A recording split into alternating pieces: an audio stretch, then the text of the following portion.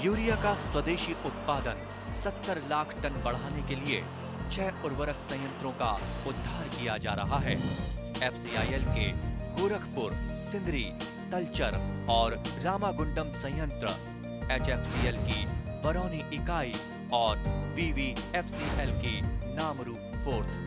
सोने पर सुहागा ये है कि देश में अब बनेगा सिर्फ नीम लेपित यूरिया, क्योंकि इससे होगा किसानों का फायदा ही फायदा। अनाज का उत्पादन 10% तक बढ़ेगा। बढ़ेगी 10 से 15% नाइट्रोजन क्षमता।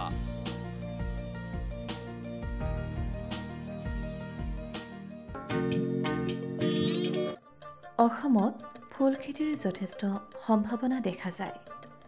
আমাৰ ৰাজ্যখনে বছৰি 7 পৰা 8 কোটি টকাৰ ফুল বহিৰাজ্যৰ পৰা আমদানি কৰি ৰাজ্যখনৰ বৰ্ধিত চাহিদা পূৰণ কৰিবলগীয়া হয়। দেশৰ ফুল খেতি কৰা মাটিকালিৰ মাত্ৰ 1% মাটিহে বহুকেইবিধ ফুলৰ খেতি হয়। যদিও ফুলৰ খেতি কৰা কৃষিভূমি সম্প্ৰসাৰণৰ পূৰ্ণ সম্ভাৱনা দেখা যায়। প্ৰকৃতাৰ্থত অসমৰ মাটি আৰু জলবায়ু ফুল খেতিৰ বাবে অতিকৈ উপযোগী। ইফালে মানুহৰ জীৱন ধাৰণৰ মানদণ্ড উন্নত হ'বলৈ ধৰাৰ লগে লগে স্থানীয় বজাৰতো ভিন্ন প্ৰকাৰৰ ফুলৰ চাহিদা দিনক দিনে বৃদ্ধি পাবলৈ ধৰিছে। বিয়া, সবাহ নতুবা বিভিন্ন উৎসৱ পাৰ্বণতো ফুলৰ ব্যৱহাৰ বৃদ্ধি পাই আহিছে। অসমত প্ৰায় 2200 হেক্টৰ মাটিত ফুল খেতি কৰা হয়। ব্যৱসায়িক ভিত্তিত কামৰূপ জিলাৰ হাজো, কোলহাটী অঞ্চলত অতীজৰে পৰা ফুল খেতি কৰা হৈ আহিছে। কেৱল হাজো নতুবা কোলহাটীতে নহয়, বংশৰ, কিসমত বংশৰ, অভয়পুৰ, দধি, আদলা, কমলপুৰ আদি অঞ্চলতো ব্যৱসায়িকভাৱে কৰা ফুল খেতিয়ে গা কৰি উঠিছে। অতীজৰে পৰা তীৰ্থনগৰী হাজোৰ মালাকাৰ উপাধিৰ লোকসকল ফুল খেতি আৰু ফুলৰ ব্যৱসায়ৰ লগত জড়িত হৈ আহিছে যদিও যোৱা 10-15 বছৰত কৃষকসকল ফুল খেতিৰ লগত আৰু অধিক জড়িত হৈ পৰিছে আৰু ইয়াক এক লাভজনক বৃত্তি হিচাপে গ্ৰহণ কৰিছে। গুৱাহাটীৰ বাসিন্দাসকলক ধাৰাবাহিকভাৱে ফুল যোগান ধৰাৰ লক্ষ্যৰে পুৱা 4 বজাতে হাজো অঞ্চলৰ পৰা গুৱাহাটী অভিমুখে ৰাওনা হয় শ শ ফুল খেতিয়ক। ইয়াৰে কিছুসংখ্যক লোকে যদিহে নিৰ্দিষ্ট ফ্লেট কিছুমানত ধাৰাবাহিকভাৱে ফুলৰ যোগান ধৰে, আন কিছুসংখ্যক হয়তো বাছি লয় কিছুমান মন্দিৰ। এইসকল ফুল খেতিয়ক ফুলৰ ব্যৱসায়তো পাকৈত। পুৱা মাত্ৰ 1 ঘণ্টাৰ বাবে বহা মাছখোৱাৰ ফুটপাথৰ ফুলৰ বজাৰখনে যেনিবা তেওঁলোকৰ বাবে সবল। মাত্ৰ 1 ঘণ্টাৰ ভিতৰতে 1000 পৰা 3000 টকাৰ বেপাৰ কৰিবলৈ সক্ষম হোৱা এইসকল কৃষকৰ কিছু সংখ্যকে নাৰ্জী তথা থলুৱা ফুল বিক্ৰী কৰাৰ বিপৰীতে আন কিছু সংখ্যকে হয়তো পূজা পাতলৰ বাবে প্ৰয়োজনীয় তুলসী, দুবৰি নতুবা কলগছ, কলপটুৱা, বেলপাত আদিৰো যোগান ধৰে ধাৰাবাহিকভাৱে। গুৱাহাটীৰ বজাৰত ফুলৰ যি বৰ্ধিত চাহিদা, স্থানীয়ভাৱে উৎপাদিত ফুলেৰে সেই চাহিদাৰ মাথো 10%হে পূৰণ কৰিবলৈ সক্ষম হৈছে। মূলতঃ নাৰ্জী ফুলৰ ক্ষেত্ৰত হাজো অঞ্চলৰ বহুসংখ্যক কৃষকে ধাৰাবাহিকভাৱে বজাৰত যোগান ধৰিবলৈ সক্ষম হৈছে যদিও আন আন ফুলৰো আছে ব্যাপক সম্ভাৱনা। এই সম্পৰ্কে কোলহাটীৰ কণাটিয়া গাঁৱৰ প্ৰভাত দাসে এনেদৰে কয়। আমি নাৰ্জী ফুল প্ৰথম কৰিব লাগিলে প্ৰথম মাটিখিনি আমাক চহ কৰিব লাগিব আৰু গোটেই বছৰ ফুল কৰিব লাগে। আমি কি কৰোঁ, বাৰিষা মাৰি বাৰিষা সময়ত কৰোঁ আমি কেইটা ভেৰাইটি, আৰু এইটো বৰ্তমান সময়তো আমি হাজো লোকেল কৰি আছোঁ। এই 2টা ভেৰাইটি কৰিব লাগে আৰু ফুলটো আমি গোটেই বছৰ পাওঁ। গোটেই বছৰ পাবৰ কাৰণে মাটি কিছুমান চইচ কৰিব লাগে, ওখ মাটি আৰু দ মাটি। এতিয়া বৰ্তমান আমাৰ এই চিজন ফুলটো দ মাটিতে ফুল কৰি আছোঁ, কিন্তু আকৌ বাৰিষা সময়ত কিন্তু এই ঠাইত এই ফুলটো নহয়, তেতিয়া আমাক ওখ মাটি লাগে। আৰু আমি কি হওক কেতিয়াবা যিটো ভেৰাইটি আনো সেইটো চিৰাগুৰি ভেৰাইটি, সেইটো ভেৰাইটিও আমি গোটেই বছৰ কৰিব পাৰি, কিন্তু আমাৰ হাজো লোকেলটো এটা সময়তে হয়, কিন্তু গোটেই বছৰ নহয়। আৰু এই হাজো লোকেলটো ঠাণ্ডা দিনত ইয়াৰ বেমাৰটো কম, কেইকেইটা ভেৰাইটি ঠাণ্ডা দিনত বেমাৰটো লাগে কাৰণে তাক আমি ঠাণ্ডাত নকৰোঁ, গৰমত খেতি ফুল বেছিকৈ উৎপন্ন কৰোঁ। আৰু ইয়াক বিঘা মাটি এই ফুলটো কৰিব লাগিলে আমাক বীজ লাগে, আমাক পুলি লাগে, আমাক প্ৰায় 1500 পুলি লাগে আমাক। আৰু এই পুলিখিনিৰ লগত হাল বোৱা বা যথেষ্ট খৰচ কৰিলে আমাৰ 6000 টকা খৰচ হয় 1 বিঘা মাটিত। আৰু ফুলখিনি চপোৱাৰ পিছত খৰচটো বাদ দিয়ে মিনিমাম 25,000 পৰা 50,000 টকা আমি 1 বিঘা মাটিত লাভ পাব পাৰোঁ। আৰু 1 বিঘা মাটিত আমি বছৰত 2 ফুল কৰিব পাৰোঁ। এতিয়া আপোনাৰ তাত কেই প্ৰকাৰৰ ফুল আছে? বৰ্তমান আমি 2 ফুল কৰি আছোঁ, হালধীয়া আৰু এটা অৰেঞ্জ, মানে এটা যিটো এটা য়েলো আৰু লগতে চেৰিগন্ধা কৰে, চেৰিগন্ধা তেজগন্ধাই আৰু এটা তাৰে লগত বগা ফুল এটা এইটো হেৰি ফুল বুলি কওঁ। বজাৰত চাহিদা কোনটো বেছি? বজাৰত সময় গতিকে কেনেকুৱা হয়, গোটেইটা ফুলে লাগে আমাক। হালধীয়া ফুলটো দামটো বেছি পাওঁ। এতিয়া সৰস্বতী পূজা আহিলে, সৰস্বতী পূজাত আমি পাওঁ বগা ফুলটো বেছিকৈ লাগে আমাক। পূজাৰ সময়ত বগা ফুলটো বেছি লাগে, তাৰ ডিমাণ্ডটো বেছি আহে, কিন্তু গোটেইখিনি ফুলৰ ডিমাণ্ড আছে। আৰু ফুলৰ মালাবিলাক কি কৰোঁ আমি, ৰাতিপুৱা ফুলটো উঠি আমি মালা তৈয়াৰ কৰিব দিছোঁ। আমি এটা মালাত আমাৰ 20টা পৰা 25টা ফুল থাকে, আৰু পাৰ মালাডালত সেই 10টা মালা আমি গোটাই 1 কোটি মালা কৰি লওঁ। আজিৰ তাৰিখত 150 টকা বা 200 টকা দাম পাইছোঁ, মানে আজিৰ ৰেট। 10ডাল মালাত মানে 1 কোটি মালাত 20ডাল মালাত। গতিকে সেই অনুপাতে আমি মালাখিনি তৈয়াৰ কৰি লওঁ। আৰু ডেইলি আমি ৰাতিপুৱা খুব সোনকালে যাব লাগে মাৰ্কেটৰ কাৰণে। কেইটা বজাত যায়? আমি ৰাতিপুৱা 3টা বজাত ৰেডি হওঁ, 4টা বজাত মাৰ্কেট পাব লাগে, কাৰণ যিহেতু আমাৰ স্থায়ী বজাৰ নাই, ফুটপাথত বিক্ৰী কৰিব লাগে, সেইটো বিৰাট অসুবিধা। আজি মাৰ্কেটত গৈছোঁ, পুলিচে হুইচেল দিছে, উঠিয়াই বাহিৰ উঠিয়াই দিয়ে, মানে 2 মানে 2 বাহিৰেও দিছে, যিহেতু স্থায়ী বজাৰ নাই, ফুটপাথত বহিব লাগে, জাম জঁটৰ সৃষ্টি হয়। মানে 3টা বজাত আপোনালোকে ঘৰৰ পৰা গাড়ী ষ্টাৰ্ট কি হয়, কি গাড়ী নিয়ে? ডেইলি আমাৰ গাড়ী আছে, ইয়াৰ পৰা গাড়ী ডেইলি আহে, মানে মেজিক গাড়ী আহে, 3-4খন গাড়ী আহে, গতিকে ৰাতিপুৱা গুচি যাওঁ আমি। বাছো যায় নেকি? বাছ হাজোৰ পৰাতো বাছ এভেইলেবল বাছ যায় ৰাতিপুৱা। ফুল বাছ বুলি কয়। আগত আছিল মাছ গৈছিলে, ফিছ বাছ গৈছিলে, এতিয়া কিন্তু ফুল গাড়ী ছাৰ। ৰাতিপুৱা কেইবাখনো বাছ যায় ছাৰ, হাজোৰ পৰা আৰম্ভ হয়, ৰাতিপুৱা কেইবাখনো বাছ, মানে বহুকেইখন গাড়ী ফুল হৈ যায় মানুহ। মানে গৈ আপোনাৰ মাছত নামি দিয়ে। আৰু বজাৰখন মাত্ৰ 1 ঘণ্টাৰ বজাৰ, সেই 1 ঘণ্টাৰ ভিতৰত কিনা ব্যৱস্থা সম্পূৰ্ণ হয়। আৰু এই বজাৰখন কি হয়, কোনো বাকী চিষ্টেম নাই, কেছ পইচা, মানে বেপাৰীবিলাকে আহিব লৈ যায়, তাৰ পৰা অসমৰ বিভিন্ন ঠাইত ফুল ডিষ্ট্ৰিবিউট গুচি যায়। হাজোৰ পৰা কিমান মানুহে মোটামুটি ফুল লৈ যায়? হাজোৰ পৰা 60% মানুহে ফুল লৈ যায় ৰাতিপুৱা।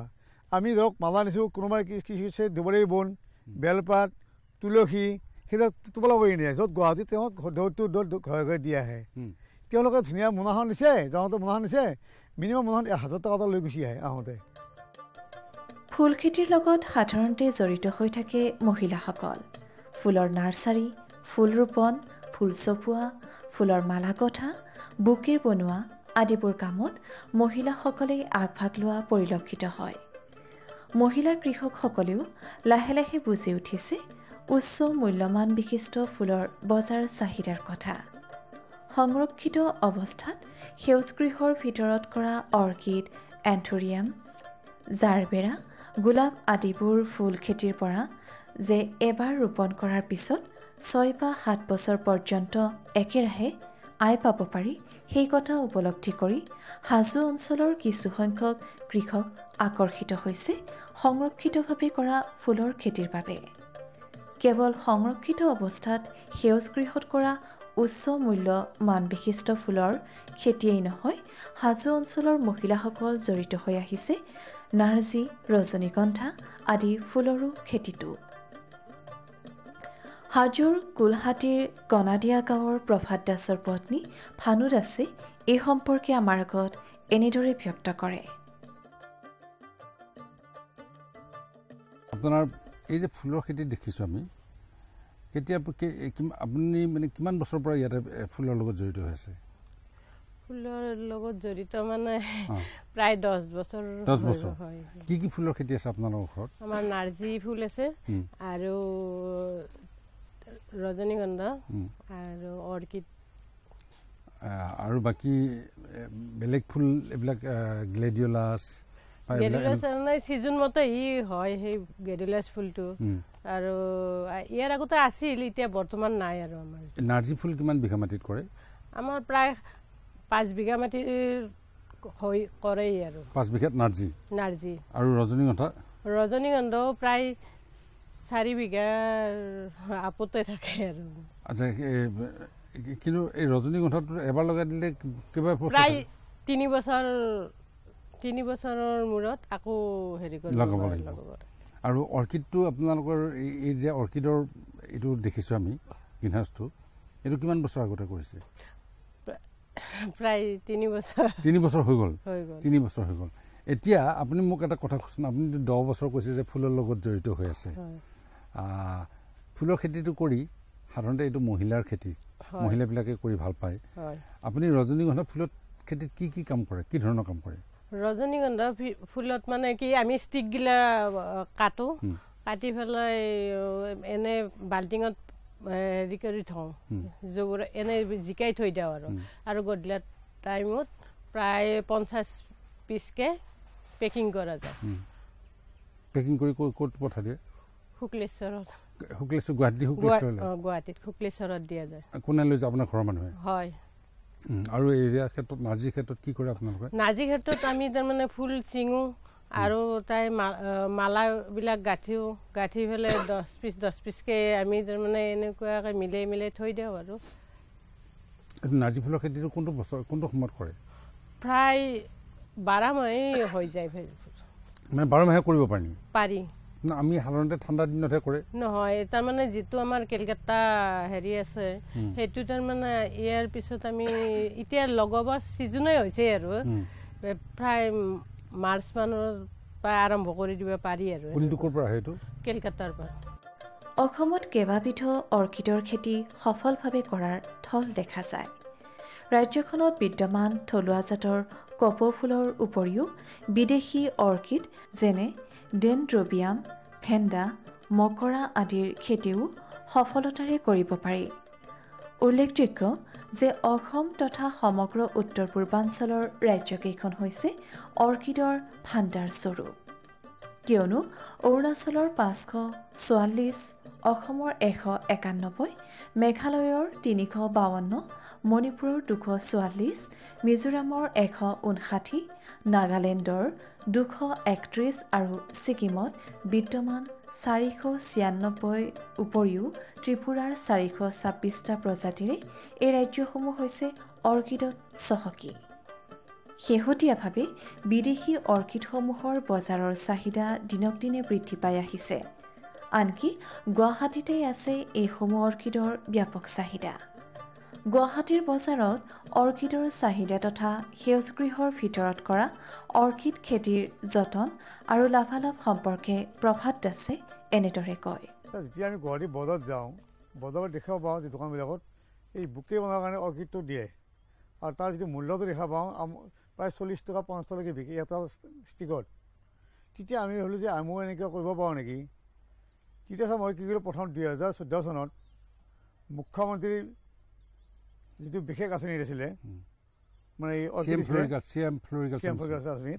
তেতিয়া মই এপ্লাই কৰিছিলোঁ এপ্লাই কৰি তেতিয়া মই কিন্তু গভৰ্ণমেণ্টৰ পৰা ছাবচিডি এই অৰ্কিডটো আৰম্ভ কৰিছিলোঁ 2014 চনত আৰু চালোঁ যে তাৰ যথেষ্ট লাভ হয় কিন্তু 7 বছৰ থাকে অন্তত 1 বছৰ লগাই 7 বছৰলৈকে মই ফলটো পাইছোঁ আৰু সুন্দৰ লাভ সেইকাৰণে দেখা পাই নেক্সট টাইম মই ক'লোঁ যে এই অৰ্কিড আকৌ আহিব লাগিব সেই অৰ্কিডটো নিজে আকৌ আৰম্ভ কৰিছোঁ তাৰমানে আপুনি ক'ব খুজিছে যে 2014 চনত আপুনি এটা অৰ্কিডৰ এটা বনাইছিলে অৰ্কিডিয়াম তাৰপিছত দেখিলে অৰ্কিডটো লাভজনক খেতি আৰু তাৰপিছত নিজাকৈ কৰিলোঁ তাৰপিছত আপুনি এই যিটো পলি হাউচ হয় এইটো আপুনি নিজাকৈ বনালে বনাইছে এনেকুৱা পলি হাউচ এটা বনাবৰ কাৰণে এইটো কিমান চাইজৰ পলি হাউচ এইটো 500 স্কুৱাৰ মিটাৰ মই পাইপখিনি গুৱাহাটীৰ পৰা নিজে কিনিছোঁ মিস্ত্ৰী মই নিজে লগাইছোঁ এনে যদি গভৰ্ণমেণ্টে বনাব লগা হয় তাততো 5 লাখ মান ধৰিব মই কিন্তু 3,80,000 কিলাৰ আছে মানে আপুনি ক'ব খুজিছে যে 500 স্কুৱাৰ মিটাৰৰ এটা পলি হাউচ বনালে এই গেলভানাইজ পাইপ দি 4 লাখ টকাত মানে 3.5-4 লাখ টকাৰ ভিতৰত ষ্ট্ৰাকচাৰটো হৈ যায়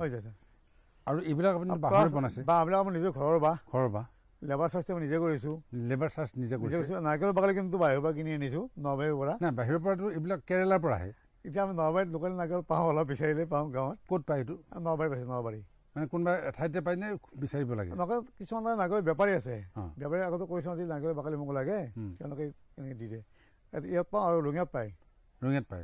কেনেকৈ আনিলে আপুনি এইটো? এইটো যোগাযোগ কৰি পেলাই মই দিয়াই ভাবিছোঁ। এক দিয়াই ভানত আনিলে পূৰা যিমান ইচ্ছা সিমান জাপিব পাৰে, কিন্তু গাড়ীখন ফুলকৈ আনিব দিয়ে, যিমান আপুনি লওক যিমান পাৰে, কিন্তু 12,000 লয়। 12,000 টকা অকল মানে নাৰিকলৰ বাকলিত? তাৰপিছত নাৰিকলৰ বাকলি আনি তাক আপুনি হেৰি কৰিব লাগিব? নাৰিকলৰ বাকলি আনি মই কি কৰিছোঁ, 2 ৰাতি পানীত ধৰণে তিয়াই থৈছোঁ ধুনীয়াকৈ, কাৰণ যি শুকাই থাকে বৰ শুকান বাকলিটোত ঘপককৈ পানীটো নাযায়তো, তিয়াই তাত কিছুমান মই মেডিচিন ইউজ কৰিছোঁ। অলপ কেনেকুৱা মেডিচিন? মাল্টিভিটামিন অলপ ইউজ দিছোঁ। বাকলিটো তাত ভিটামিন পাব লাগিব, তিয়াই পাই আনিয়ে পুলিটো লগাইছোঁ মই। তাৰপিছতে এইটো আপুনি কয় এইটো ককপিট বুলি কয়? এইটো ককপিট। তাৰপিছত আনি এইটো ধুনীয়াকৈ মই ৰছীৰে বান্ধি লৈছোঁ। এইবাৰ ব্লক বনোৱা নাই, ব্লক মানে আপোনাৰ ঘৰতে কৰিছে আপুনি? ঘৰতে নিজে বনাইছোঁ, এইবিলাক ঘৰতে ভিজাইছোঁ। তাৰপিছত ভিজাই এতিয়া পুলিটো আনিলোঁ পুনেৰ পৰা। এই পাৱাৰ প্লেন আছে 63 কৰিছে। পুনে ক'ৰ পৰা আনিলে? পুনেখন নিভেদ নামটো পাৰিলে আছে মই এড্ৰেছটো। মানে কেনেকৈ যোগাযোগ কৰিলে? তেওঁলোকৰ আগতেও মানে মই লগ পাইছিলোঁ, লগ পাই তেনেকৈ ফোনত যোগাযোগ কৰি তেওঁলোকক পঠাই দিয়ে। আৰু তেওঁৰ পৰা এজন চাইণ্টিষ্ট লগত লাগি আহিছে। আচ্ছা, কিমান পুলি আনিলে? তেওঁ মই অহা যোৱা খৰচ দিছোঁ, মই পুলি 4,000 বুলি আনিছোঁ। 4,000? 4,000। তেওঁ মই অহা যোৱা খৰচ দিছোঁ, ইয়াৰ ৰাতি মই এটা হাতত ৰাখিছোঁ, তেওঁ আছে, তেওঁ পুলিটো মোক দেখাই দি গৈছে। তেওঁ কৈছে সম্পূৰ্ণ ৰিক্স আমাৰ, এটা পুলি যদি বেয়া হয় সম্পূৰ্ণ পইচা আপোনাক বেক কৰি দিম। নাই, 5,000 স্কোৱাৰ মিটাৰত আপোনাৰ ইমান কিমান 4,000 পুলি লাগে? 4,000 পুলি লাগে। 4,000 পুলি লগালে আপুনি? লগালোঁ। তাৰপিছত তেওঁলোকে আহি মোক দেখাই দিছে, তেওঁ ৰিক্স লৈ আহিছে। তেওঁ পুলিৰ লগত মানুহজন নিজে আহিছে, আহি মোক প্ৰথম এটা বেট দেখাই দিছে, এনেকৈ লগাব লাগে, এইটো ডিফাৰেঞ্চ দেখাই দিছে, সেইমতে লগাইছোঁ।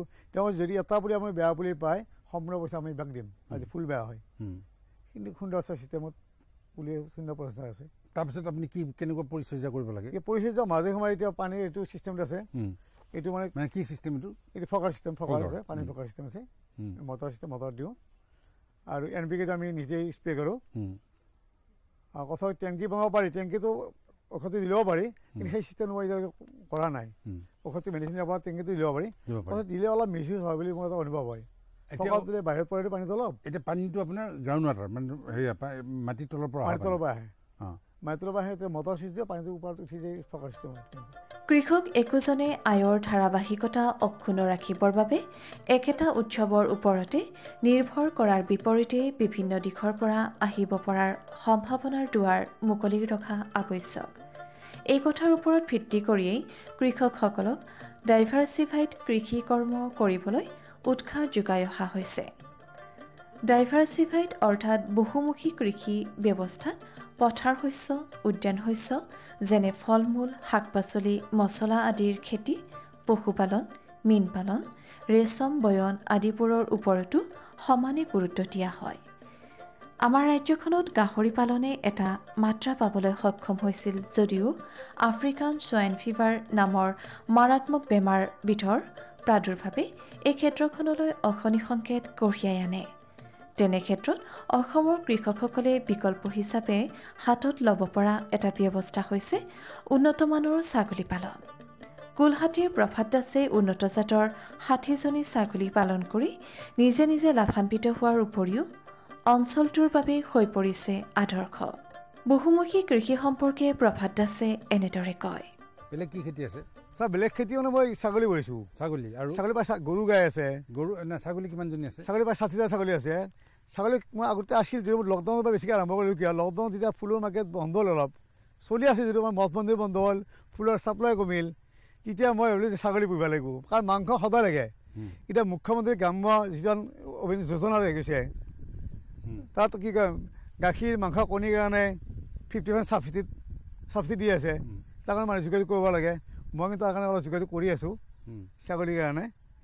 এটা স্কিম এটা বনাইছোঁ মই, প্ৰায় 1.5 লাখ এটা প্ৰপ'জেল দাখিল কৰিছোঁ মই। নাই এতিয়া আপুনি ছাগলী আপোনাৰ তাত সদ্যহতে কিমানজনী আছে? 60টা আছে। কি কি জাত আছে? জাত মানে মই থলুৱা জাতৰ লগত বিটেল ক্ৰছ কৰিছোঁ। বিটেল ক্ৰছ কৰিছোঁ। আৰু এতিয়া 2টা পাঞ্জাৱৰ পৰা পিয়ৰ বিটেল মই আনিছোঁ, ক্ৰছ কৰাৰ কাৰণে আনিছোঁ। এটা পঠা আনিছোঁ, এটা মতা আনিছোঁ। কিন্তু 4 মাহ 5 মাহ বয়স হ'ল, আৰু 6 মাহ পিছৰ পৰা তাৰ পৰা মই ক্ৰছ কৰিব পাৰিম, তেতিয়া মোৰ ডাঙৰ বাঢ়িব, দাম বেছি পাম। ছাগলীটো আপুনি বহুতে ৰিস্ক নলয়, মানে বেমাৰটো হ'ব পাৰে বুলি। বেমাৰ হোৱাৰ কাৰণে 4টা ইনজেকশ্যন মাৰিব লাগে, সময়ত PPR ভেকচিন দিব লাগে, এবাৰ বছৰত এবাৰ FMD মাৰিব লাগে, য'ত মুখত ঘাঁহ হয়। তাৰপৰা গটফ্লাক্স ইনজেকশ্যন দিব লাগে, য'ত গাত টিমুৰা কিছুমান উঠে।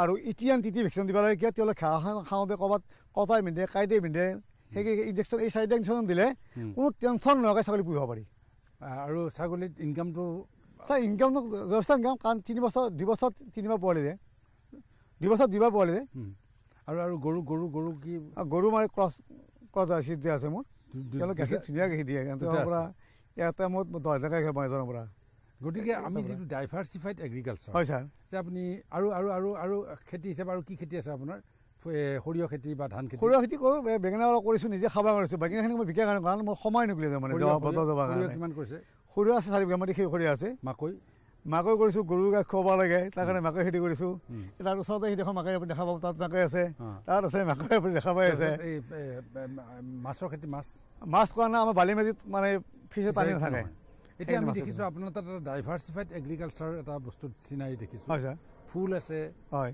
আপোনাৰ ধৰক ছাগলী আছে হয় সৰিয়হ হয় গৰু মাকৈ বিভিন্ন ধৰণৰ খেতি এটা ৰাখিব হয় হয় গতিকে আপুনি ভাবে নেকি যে খেতিয়ক হিচাপে লাভান্বিত হ'ব লাগিলে এটা বহুমুখী কৃষি ব্যৱস্থা এটা থাকিব লাগিব লাগিব ছাৰ কিন্তু আজি মই কাৰণ এটা ৰাস্তাৰে ধৰক ফুলৰ পৰা আজি মই 10 টকা পাইছোঁ ছাগলীৰ পৰা 10 টকা হওক সৰিয়হৰ পৰা 10 টকা তেতিয়া মই 30 টকা হ'ব এটা ৰাস্তাৰে হঠাৎ ৰাস্তাটো বন্ধ হৈ যাব পাৰে সেইকাৰণে ৰাস্তাটো বহুমুখী হৈছে ৰাস্তাটো বনাই ল'লে ইনকামটো আমাৰ বেছি আহিব হাজো অঞ্চলৰ কুলহাটী গেৰুৱা অভয়পুৰ বংশৰ হাজো চাপৰি ৰামদিয়া দধি মনাহকুচি আদলা আদি অঞ্চলত ইতিমধ্যে গঢ়ি উঠিছে সৰু বৰ কিছু কিছু ফুলৰ ক্লাষ্টাৰ এই ক্লাষ্টাৰসমূহৰ পৰাই গুৱাহাটীৰ বজাৰলৈ থাপলি মেলে পুৱাই পুৱাই ফুল খেতিয়কসকল ফুল খেতিয়কসকলৰ আছে বিভিন্ন সমস্যা মূলতঃ ফুল হৈছে চপোৱাৰ পিছত অতি সোনকালে গেলিবলৈ আৰম্ভ কৰা এবিধ সামগ্ৰী তেনে ক্ষেত্ৰত ফুল খেতিয়কসকলৰ বাবে প্ৰযুক্তি কৌশলৰ উপৰিও আৱশ্যক কিছু আন্তঃগাঁথনিৰ কামৰূপ জিলাৰ গেৰুৱা কৃষি চক্ৰৰ কৃষি উন্নয়ন বিষয়া জাকিৰ হুছেইনে হাজো অঞ্চলত কৰা ফুল খেতি আৰু তেখেতসকলে সন্মুখীন হোৱা অসুবিধা সম্পৰ্কে জানিবলৈ দি আমাৰ আগত এনেদৰে ব্যক্ত কৰে ইয়াৰ কৃষকসকল খুবেই উৎসাহিত আৰু লগতে এই খেতিটো কৰাৰ কাৰণে তেওঁলোক খুব ইণ্টাৰেষ্ট মই যিমানখিনি ইয়াত খেতিয়কক লগ পাইছোঁ বিশেষকৈ মোৰ এডিঅ' চাৰ্কুলৰ আণ্ডাৰত কুলহাটী যিখন গাঁও এই কুলহাটী গাঁৱত বিশেষকৈ বেছিকৈ কৰে তেওঁলোকে আৰু দধি বৰদধিৰ এইটো ছাইডত অভয়পুৰ বুলি এখন গাঁও আছে গেৰুৱা বুলি এখন গাঁও আছে হাদালা এই গোটেই গাঁওবিলাকতে তেওঁলোকে ফুলৰ ওপৰতে বহুত পৰিয়াল চলে আৰু প্ৰায় খেতিয়কখিনিৰ লগতে মই যোগাযোগ কৰিছোঁ আৰু মই পাৰ্চনেলি নিজে গৈ কিনেও তাত তেওঁলোকৰ লগত কথা পাতিছোঁ তেওঁলোকৰ মানে সমস্যাবিলাক আমাক মানে এনেকুৱা ধৰণেৰে কয় প্ৰথম হ'ল যে তেওঁলোকে যিখিনি খেতি কৰে উৎপাদনটো বেছি হ'লে তেতিয়া তেওঁলোকে মাৰ্কেটটো নাপায় তাৰমানে দামটো নাপায় উচিত মূল্যটো নাপায় উচিত মূল্যটো নোপোৱাৰ কাৰণৰ কাৰণে মই কেতিয়াবা গুৱাহাটীত যাই কিনেও চাইছোঁ এই কথাটো যে কিয় আচলতে তেওঁলোকে উচিত দামটো নাপায় আমাৰ ইয়াত থলুৱা যিখিনি মানুহ থাকে বিশেষকৈ আমাৰ হাজোৰ নাইবা বাহিৰৰ পৰা যিখিনি আহে আৰু বাহিৰৰ পৰা এটা ফুল আহে কলিকতাৰ পৰা সেই ফুলৰ ব্যৱসায়ীখিনিয়ে আমাৰ এই ব্যৱসায়ীখিনিক ওপৰত উঠিব নিদিয়ে তেওঁলোকে লাগিলে ফুলটো মানে নলায়ে তেওঁলোকে কিন্তু দামটো মানে উঠিব নিদিয়ে তেওঁলোকে সেইকাৰণে এটা ছিজনত মানে কি হয় দামটো একেবাৰে কম পায় তেওঁলোকে আৰু তেতিয়া কিছুমান খেতিয়ক অলপ হতাশ হয় আৰু দ্বিতীয় কথাটো হৈছে কি আমি এগ্ৰিকালচাৰ ডিপাৰ্টমেণ্টৰ পৰা যদি তেওঁলোকক অন্ততঃ বীজটোও যদি ছাপ্লাই কৰিব পাৰোঁ ভাল বীজ ফুলৰ বীজ মই ভাবোঁ তেতিয়াও আমাৰ কৃষকবিলাক উৎসাহিত হ'ব ইয়াত যদিও খেতি বহুত মানুহে কৰে কিন্তু আমাৰ ডিপাৰ্টমেণ্টৰ ফালৰ পৰা খুব বিশেষ তেওঁলোকক আমি সহায় কৰিব পৰা নাই আমি এনেই কেতিয়াবা বেলেগ স্কিমত আমাৰ ঔষধ পাতি আহে আমি তেতিয়া তেওঁলোকক দি দিওঁ অলপ কাৰণ নিট বেছ পেষ্টিচাইড যেতিয়া মানে আপুনি যিটো কথা কৈছে যে কোৱালিটি প্লেণ্টিং মেটেৰিয়েলে হওক বা বীজ ফুলৰ বীজ নতুবা যিখিনি টেকনিকেল এইটো লাগে সেইটো চৰকাৰে গুৰুত্ব দিয়াটো বেছি দৰকাৰ হয় মই আৰু বিশেষকৈ মই আমাৰ হৰ্টিকালচাৰৰ SDO ছাৰকো মই জনাইছোঁ কমচে কম ফুলৰ খেতিয়কখিনিক এটাকৈ যদি স্প্ৰে মেচিনো দিব পৰা যায় তেতিয়াও তেওঁলোকে অলপ মানে সন্তুষ্ট হয় কাৰণ কিয় তেওঁলোকে প্ৰায় কৈ থাকে যে আমাক এটা স্প্ৰে মেচিন দিয়ক কমচে কম আপোনালোকে ইয়াত মোটামুটি মোৰ এডিঅ' চাৰ্কুলত প্ৰায় 400 পৰা 500 মানে ফুলৰ খেতিয়ক আছে গতিকে এইখিনি মানুহক যদি আমি এটা স্প্ৰে মেচিন দিব পাৰোঁ মই ভাবোঁ মই নিজেও আনন্দিত হ'ম আৰু খেতিয়কখিনিও ভাল পাব। তেওঁলোকে কি ফুলৰ খেতি কৰে? মেক্সিমাম তেওঁলোকে আমাৰ লোকেল যিটো নাৰ্জী ফুলটো কৰে আৰু লগতে এতিয়া কিন্তু কিছুমানে বেলেগ কিছুমান ফুলো জাৰবেৰাটো আমাৰ ডিপাৰ্টমেণ্টৰ পৰাই দিয়া আছিল আৰু ইয়াতে অভয়পুৰত এজন ল'ৰাই কৰিছে, খুব ভাল হৈছে কিন্তু আৰু ভাল ইনকামো হৈ থকা বুলি কৈছে। এটা ফুলতে প্ৰায় ঘৰৰ পৰা আহি লৈ যায় 7 টকা 8 টকা কৰি দিয়া বুলি কৈছে দাম। আৰু ছেকেণ্ডলি আমাৰ ৰুৰবান স্কিমৰ আণ্ডাৰত আমাৰ প্ৰভাত চন্দ্ৰ দাস গুৱাহাটীৰ তেখেতক মানে এটা আইৰণ ষ্টীল ষ্ট্ৰাকচাৰৰ গ্ৰীণ হাউচ দিয়া গৈছিল আৰু তাত তেখেতে মানে অৰ্কিড কৰিছিল। किसान भाइयों गांठ बांध लो, गांठ बांध लो, बहुत बहुत है काम की समृद्धि के पैगाम की। मिट्टी के मिजाज को समझो, मिट्टी के हर राज को समझो, मिट्टी की तुम जांच कराओ, मुफ्त सॉइल हेल्थ कार्ड ले जाओ। कभी मुनासिब बीज लगाओ, सही किस्म की खाद ले आओ, जितनी जरूरी उतनी डालो, सही मात्रा खुद पहचानो, इसको अपना मंत्र बना लो, मिट्टी की सेहत को जानो। बात बहुत है काम की, कम लागत अधिक वरदान की। किसान भाइयों गांठ बांध लो, आज ही मिट्टी की जांच कराएं। राज्य सरकार के कृषि अधिकारी से संपर्क करें और मुफ्त में सॉइल हेल्थ कार्ड पाएं। कृषि और किसान कल्याण मंत्रालय द्वारा किसान हित में কৃষকসকলৰ বিভিন্ন সমস্যাৰ সমাধানৰ লগতে শেহতীয়া প্ৰযুক্তি আৰু প্ৰয়োজনীয় আনুষংগিক দিশৰ বিষয়ে জানিবৰ বাবে চাবলৈ নাপাহৰিব কৃষি দৰ্শন। প্ৰচাৰিত হয় প্ৰতি সোমবাৰৰ পৰা শুকুৰবাৰলৈ সন্ধিয়া 5:30 বজাৰ পৰা 6 বজালৈ।